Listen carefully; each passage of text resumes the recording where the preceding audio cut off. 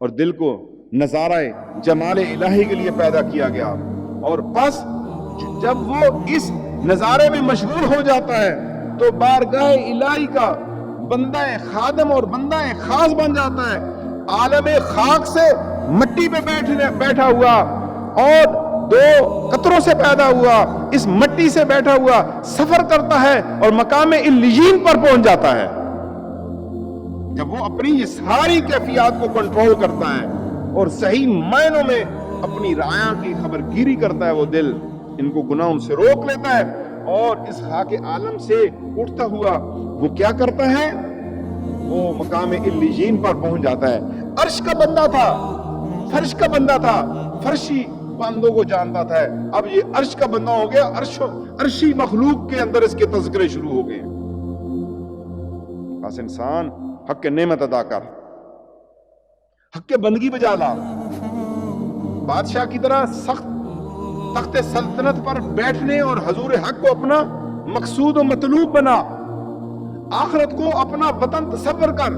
اور اس کو آخری قرارگاہ سمجھ جہاں تو نے جانا ہے۔ یہ ساری چیزیں اللہ نے تیرے کنٹرول میں دی ہیں۔ آج زندگی ہے، آج تیری زندگی کا تیری راج ہے، آج تیرے پاس طاقت اور پاور ہے، آج تیرے پاس جو ہے بادشاہی ہے، آج تو جو کرے تجھے روکنے والا کون نہیں، جو کرے تجھ سے کوئی پوچھنے والا نہیں، وہ سلطنت کا بادشاہ ہے۔ دیکھ لے، آخر جواب دینا ہے اللہ کو، آخر اس کی بارگاہ کے اندر جانا ہے، اس کی بارگاہ کے اندر جانا ہے۔ اور جب انسان جب یہ آئینہ ایسے نقش و نگار بناتا ہے اور دوسرا اس کی صفائی کے اندر لگا ہوا ہے، ستھرائی کے اندر لگا ہوا ہے، تزکیہ نفس کے اندر لگا ہوا ہے، اب دل جو ہے مثل آئینہ بن گیا ہے، تو اس پہ بفضل عزتی تمام دنیا کا عکس دکھایا جائے گا۔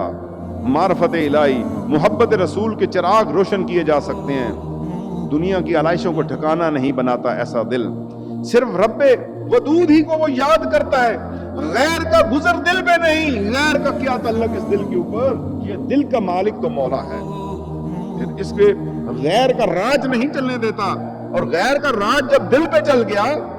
تیری بادشاہت کے اندر کوئی اور بادشاہ آ کے کام کرنے لگ پڑے، تیرے دل کے اوپر جو ہے راج، تیری شہوت اور تیرا غصہ اور تیرا دبدبا آ جائے، تو پھر تیرا دل بھی گیا، تیرا دماغ بھی گیا۔ اور جس نے اپنے اس آئینہ کو صاف کر لیا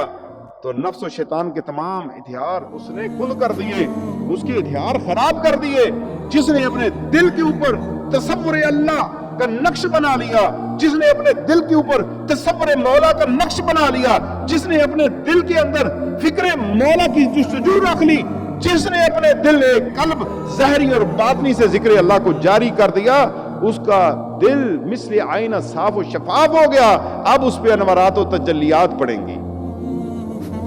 اس مولا نے جو کائنات بنائی، کروڑوں خربوں دل بنا دیے، اور ایک ایک جسم میں ایک حکومت اور کئی لشکر بنا دیے، خربوں کی حکومتیں بنا دی مالک نے۔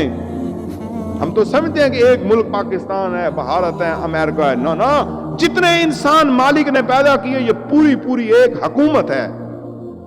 پورا راج ہے اس حکومت کے اوپر۔ اللہ تبارک و تعالیٰ نے ایک انسان کے دل کو دیا، لیکن ہم جائیں تو صحیح، تو جس نے اپنی یہ کیفیت اور اپنے معاملات درست کر لیے، اس نے نفس و شیطان کے تمام ہتھیار کند کر دیے، اور اس کا دل زنگ آلود ہونے سے بچ گیا۔